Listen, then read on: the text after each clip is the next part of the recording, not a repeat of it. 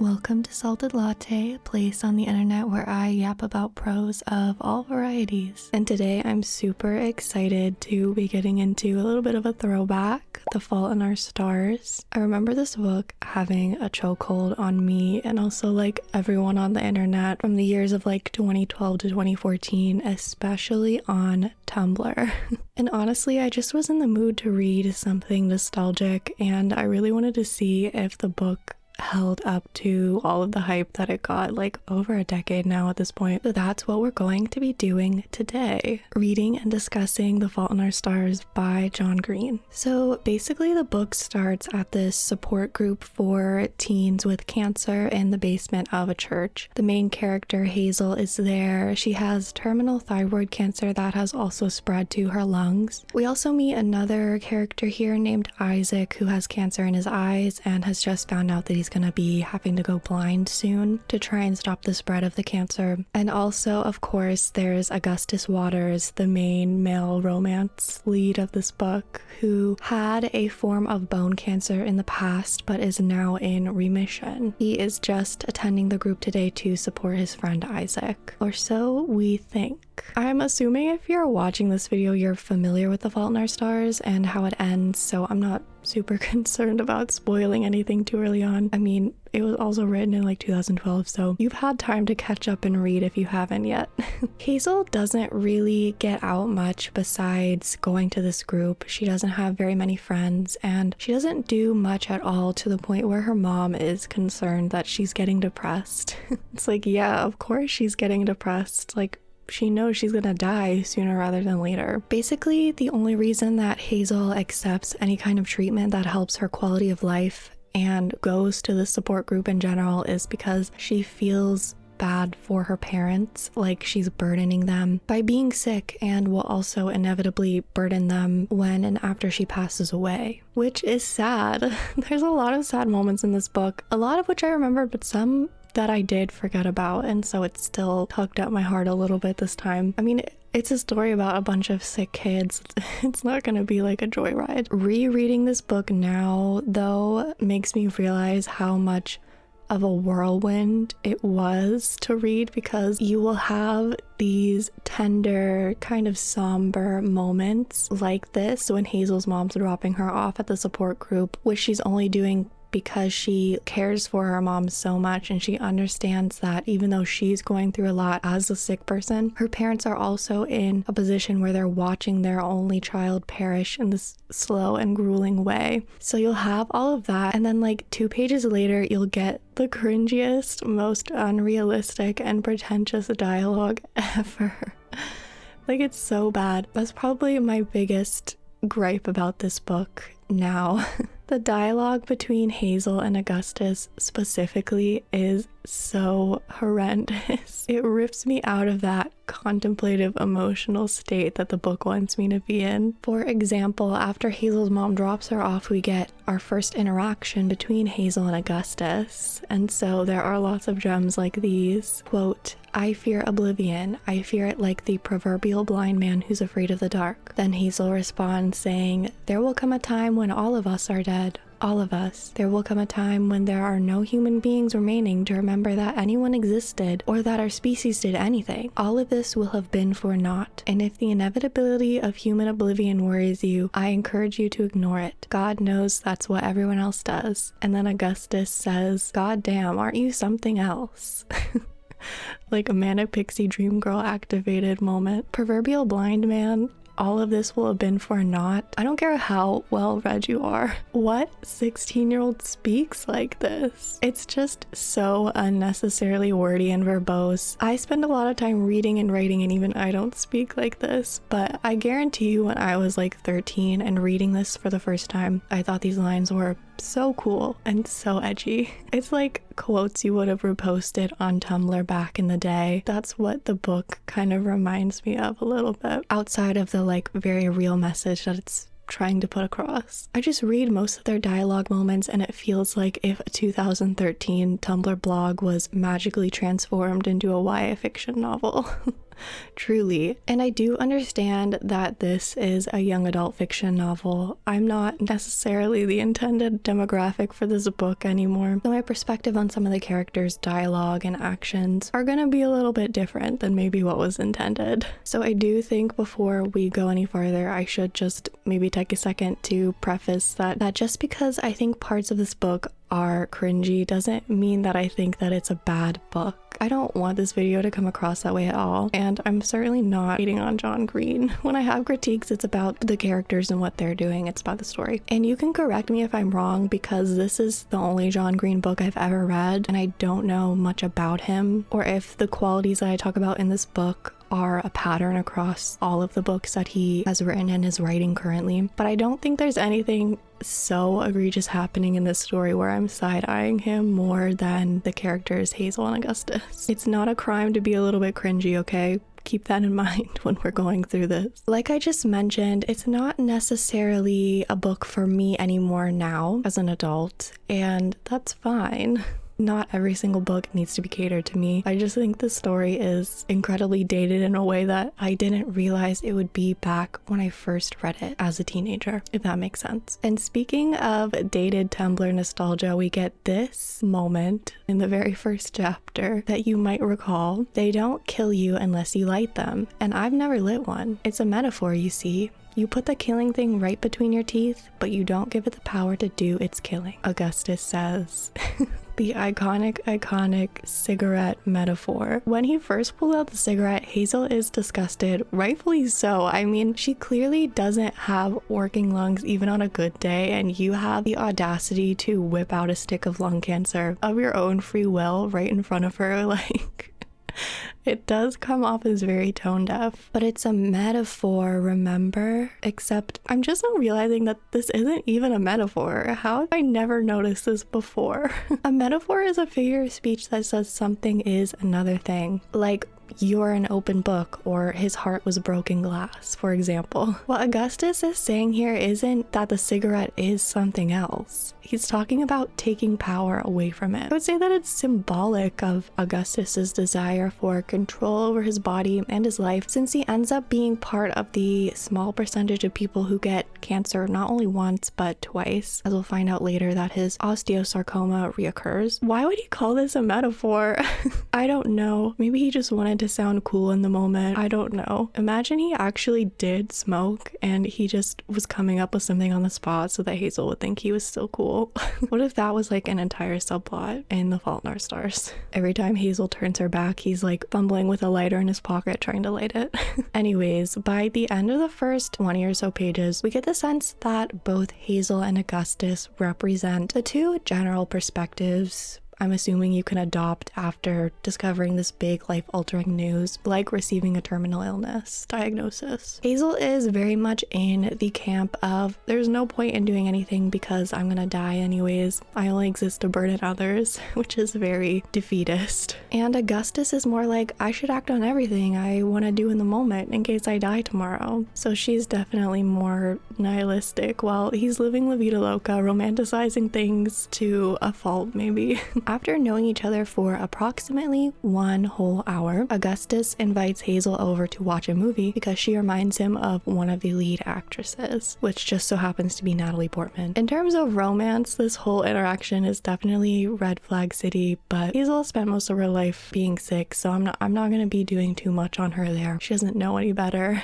And that first crush will have you doing all sorts of crazy things, especially when you're 16 and planning on dying soon. Around this time is when Augustus reveals his past with cancer to Hazel, saying, quote, I knew osteosarcoma was highly curable, but still, which to me was an even bigger red flag than going over to someone's house you just met an hour ago. But there's definitely some foreshadowing going on here. I mean, I already knew that because I've read the book and I watched the film before, but still. Anytime a story goes out of its way to assure you as the reader that something is fine, i.e. the cancer being highly curable, it's usually not. Augustus is apparently a really a terrible driver because of his prosthetic leg. He failed his driver's test 3 times, and the way Hazel describes his driving here as they're heading towards his house, I think maybe he should have failed it a few more times because she's gonna get whiplash or something, I swear.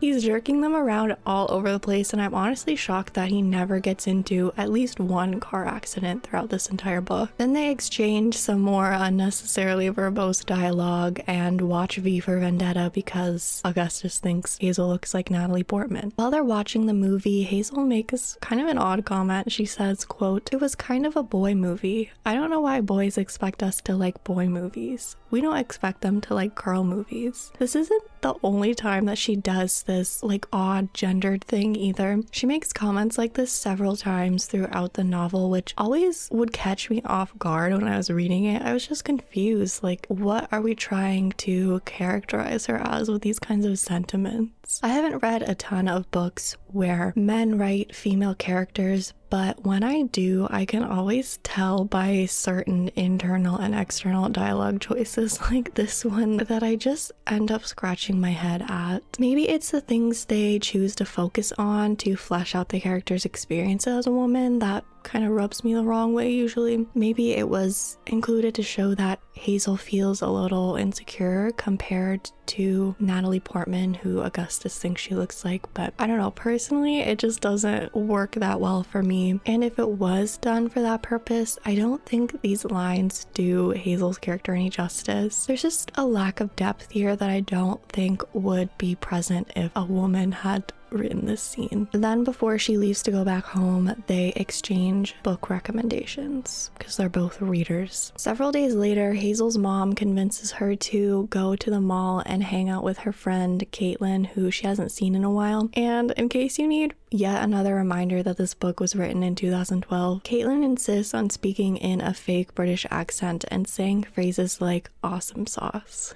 Hazel says that Caitlin's her friend, but she doesn't seem that interested in seeing her at all. She's just too much of a bookworm for this social interaction, I guess. She says, "I watched Caitlin snake her way through the aisles. I kind of wanted to take out Midnight Dawns and read for a while, but I knew that would be rude, so I just watched Caitlin." This reminds me of those old fan fictions where the girl would like whip out a book and start reading it in the front row of a concert, and then Harry Styles from One Direction notices and falls in love with her because she's not like other girls. Hazel is definitely not like other girls. She has terminal cancer. How much more othered can you get?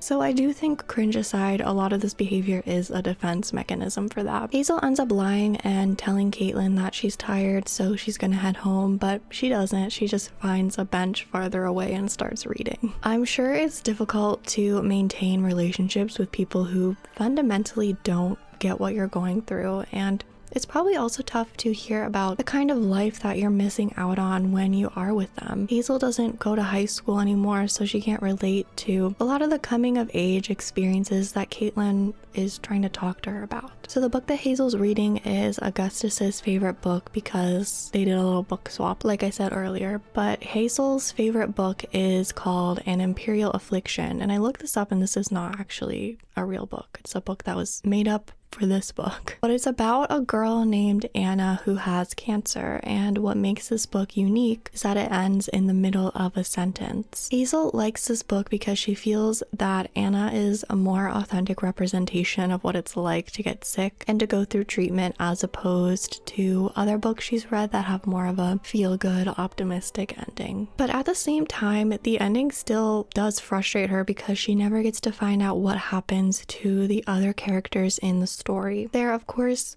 is a dual meaning here, and we'll get into how that frustration reflects in her own life a little later on. After reading for a while, Hazel heads over to Augustus's house, where Isaac is also there and having a little bit of a breakdown. He is upset because his girlfriend Monica broke up with him shortly after learning that he would be going blind soon. He says, "She said she couldn't handle it, he told me. I'm about to lose my eyesight and she can't handle it." Isaac ends up smashing all of Augustus's trophies he had from years of playing basketball, and Augustus doesn't mind this at all. He admits to Hazel that he actually doesn't even really like basketball that much anyways. For Augustus, those trophies are probably a reminder of life as a child and life just before he became sick, and allowing Isaac to break them as a way to release his anger toward Monica, toward his body and his situation, is giving the trophies a new purpose that feels more immediately cathartic and meaningful for both of them. Both Hazel and Augustus email the author of Hazel's favorite book to ask some questions about what happens to the other characters after the ending of the book, and he responds in the most pretentious, non-answering kind of way. Like, I thought the way Augustus spoke was annoying. This guy, Peter, takes it to a whole other level. My response is being written with ink and paper in the glorious tradition of our ancestors, and then transcribed into a series of zeros and ones to travel through the insipid web which has lately ensnared our species, so I apologize for any errors or omissions that may result. Mind you,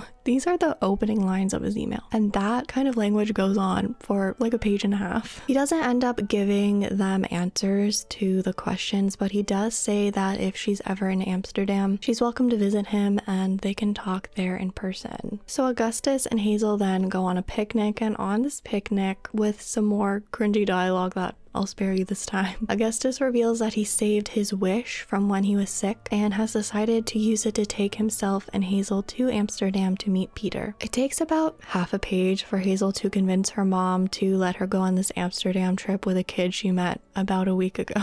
During that picnic, Augustus touched her face, and now she's way overthinking the implications of that gesture. She tensed up during that moment and she's not sure why, so she calls Caitlin and talks to her about it, which doesn't really help at all. Caitlin is not good at giving relationship advice in a uniquely 16-year-old way. I'm also not sure how I feel about Caitlin's characterization in general. I mean, I know she's not the main character. In fact, she only comes up like one other time, I think, after this scene, so a total of only 3 times. But still, she seems to only be into shopping and boys and saying weird 2012 catchphrases. I have a boy problem, I said. Delicious, in all caps, Caitlin responded. You sure he's hot? She asked when I finished. Pretty sure, I said. Athletic? Yeah, he used to play basketball for North Central. Wow, how'd you meet him? This hideous support group. Caitlin said. Out of curiosity, how many legs does this guy have? Like 1.4, I said, smiling. Augustus Waters, she said. Maybe? Oh my god, I've seen him at parties. The things I would do to that boy, I mean, not now that I know you're interested in him, but oh sweet holy lord, I would ride that one-legged pony all the way around the corral. One-legged pony? Corral?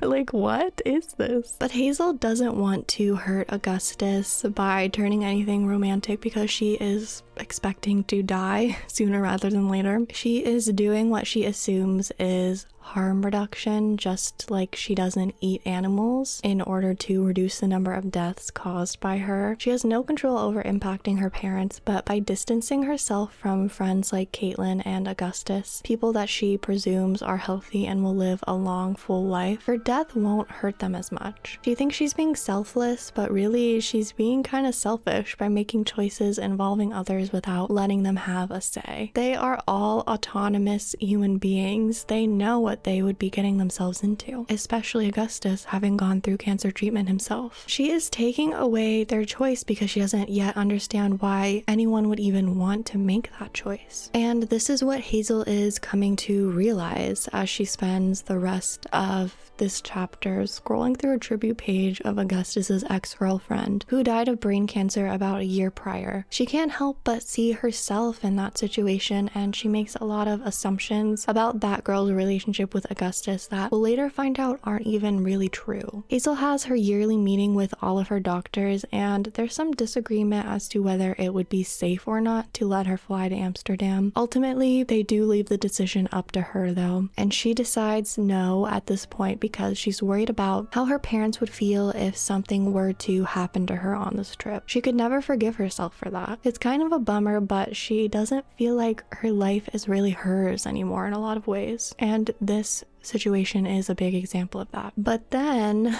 Just a few pages after she has this emotional realization, Hazel finds out that she actually is going to Amsterdam after all. One of her doctors made a convincing argument to her parents about how she deserves to live as full of a life as she can right now. And I do wish this tension of going or not going to the trip was drawn out a little bit more. I think that would have been more impactful. As it stands, it happens all within a single chapter, which I think is kind of rushed. And I know this is just stupid, silly logistics, and it doesn't really matter in the grand scheme of things, but does Hazel have a passport to be able to go to Amsterdam? And if so, why? It's not like she was really going anywhere before, and they definitely didn't have time to get her one in the few weeks that have elapsed since we found out about this trip and now. Since it's a Make-A-Wish thing, I thought maybe passports didn't matter, but then I looked it up and you do still need a passport for that. So I don't know. I don't know what the passport situation is like, but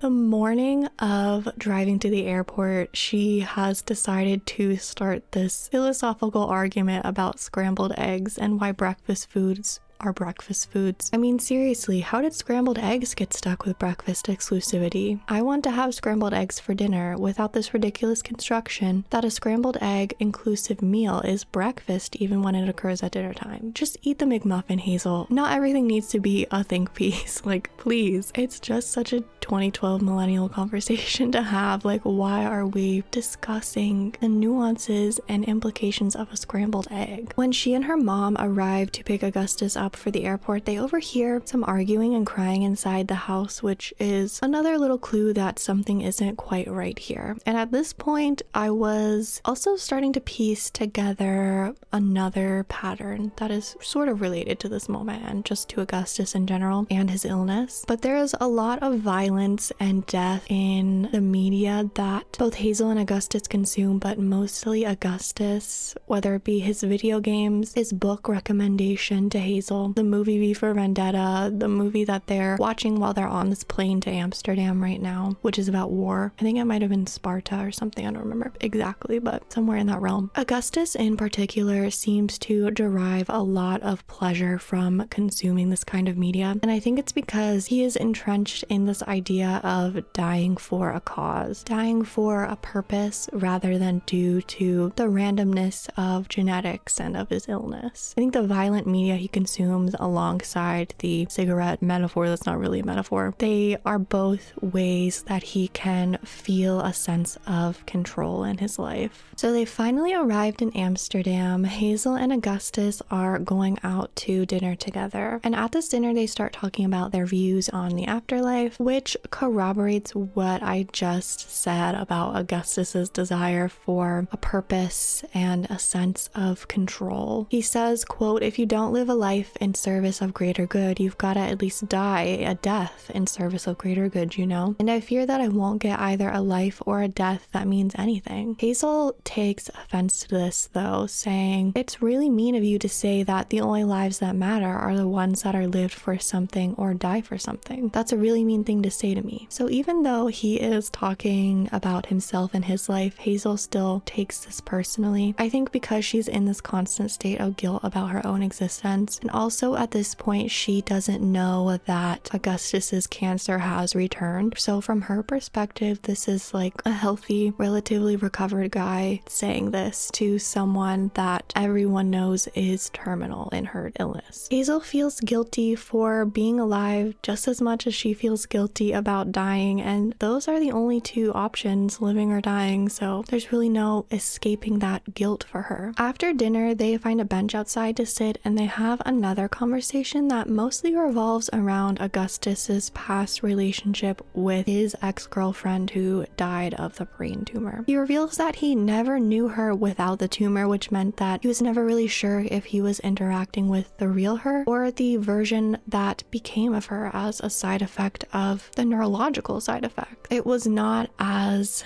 romanticized as Hazel initially made it out to be, but it was still just as painful of a story. And then it's the next day day, the day where they finally get to meet with Peter, the author of Imperial Affliction. Unfortunately, Peter is not the great author that Hazel hoped to meet. He's kind of grumpy and rude and also probably an alcoholic. He lets them in though after some persuasion, even though he insists that the letter invite was rhetorical. Instead of answering Hazel's questions, he's going on and on about philosophers and Swedish rap songs until he finally says they're fictions. Nothing happens to them. They all cease to exist the moment the novel ended. To which Hazel responds, something happened to Anna's mother. She either had more kids or she didn't. I need to know what happens to her. Which really is Hazel projecting about her own family and her own mother specifically. That is why it's so important for her to find out what happens to all the characters after the book ends, because she sees herself in the main characters so much. She also inherently sees the other people in her life in those other characters. So she's looking for that form of closure that is not really ever possible to get. So there's no clear answers, and Hazel ends up leaving crying with Augustus, and then they go visit the Anne Frank house with the author's assistant for some reason, because after your dreams get crushed and the illusion of your favorite author is shattered, I guess it's time to go see the home of a girl who died in the Holocaust.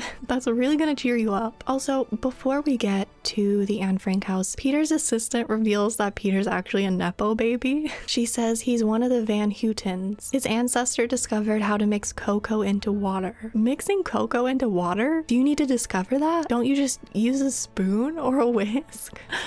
How is that something that's able to make you rich for generations? This was all you could think of, John Green. Cocoa and water. And then, since this chapter apparently wasn't unhinged enough, Hazel and Augustus have their first kiss in the Anne Frank house, in front of a video of Anne Frank's father talking about her after her death. Like, time and place, and you did it at my birthday dinner. And then everyone in the room clapped and celebrated their kiss. Like, what is this? It says all the people started clapping and one shouted bravo. Then after that, they went back to the hotel and got intimate for the first time as well. This was less shocking to me and more just like genuinely logistically confusing, because Hazel couldn't even make it up the stairs at the Anne Frank house without getting winded and almost passing out. So how in the world did she have the stamina and the lung capacity for this activity?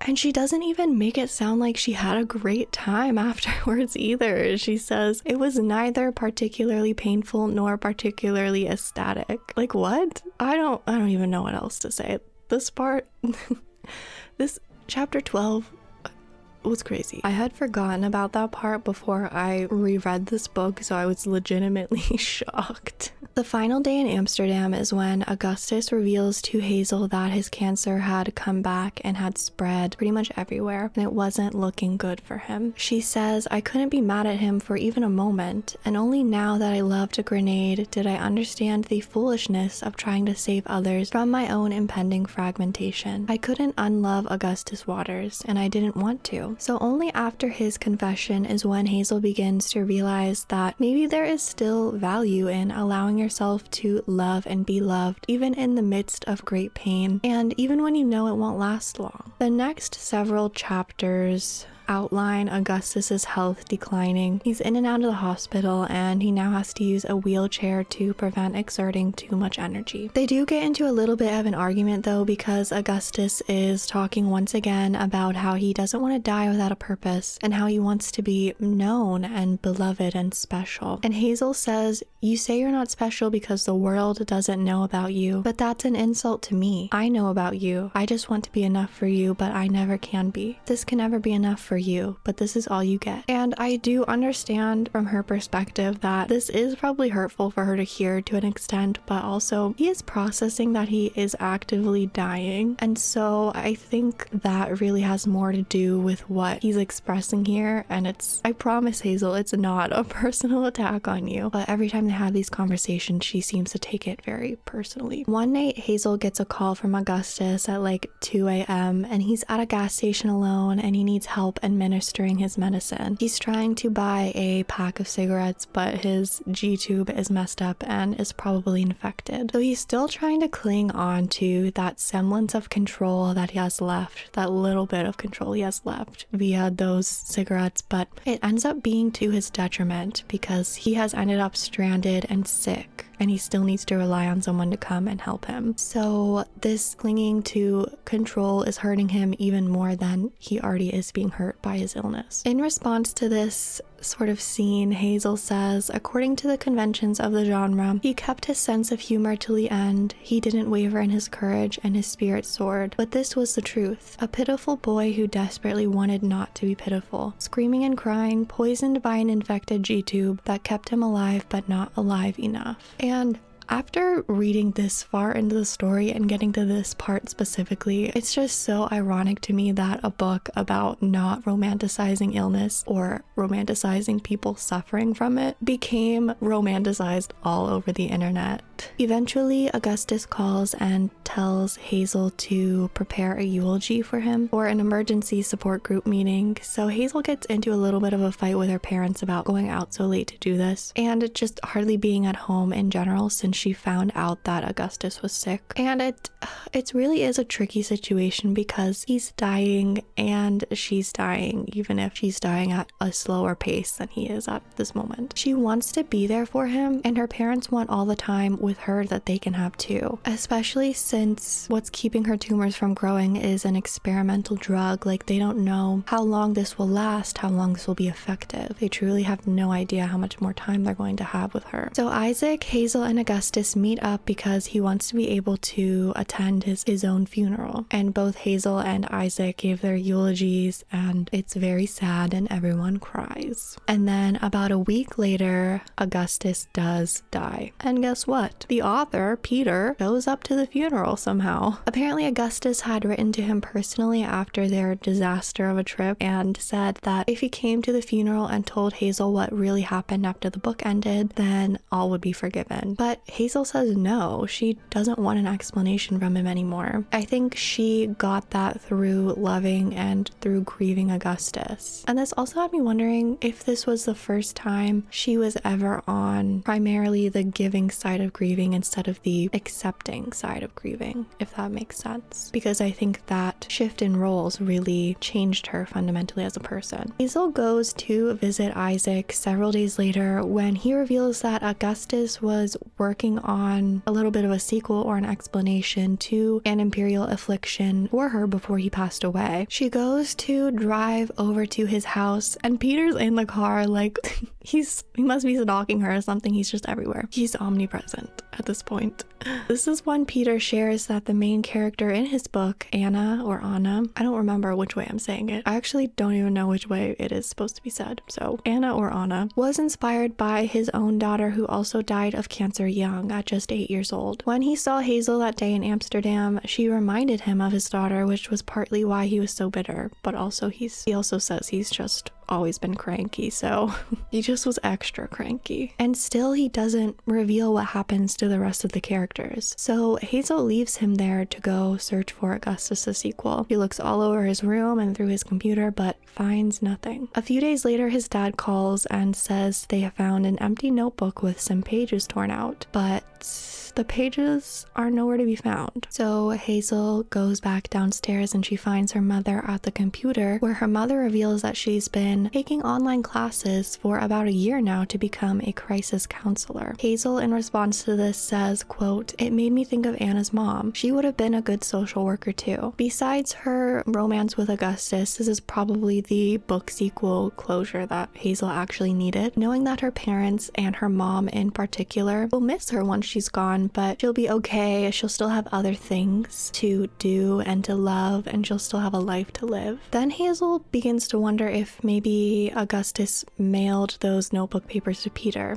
So she emails his assistant, who ends up finding the letter and emailing a copy of it back to Hazel, and the book ends with the attachment of that letter, which ends up being a eulogy he had written back for her. And that's it. That's The Fault in Our Stars, basically. I hope you all enjoyed wandering down memory lane with me today. I need to find a happier book to read after this, definitely. So if you have any recommendations, let me know. I'm still considering starting Twilight for the first time, but I know those are some pretty lengthy books, so probably gonna take some extra time to get through. Let me know what you remember about The Fault in Our Stars, if you were a fan or not, and also if you liked this video, you can like and subscribe over here. I love diving into other people's prose via books, TV, films, songs, really anything I'm interested in at the moment. If you like book reviews, you can check out the last one I did, which was about Heated Rivalry and its sequel, The Long Game. And if you're in the mood for a little bit more nostalgia, I also recently uploaded a deep dive into One Direction fan fiction, so that was a lot of fun to make.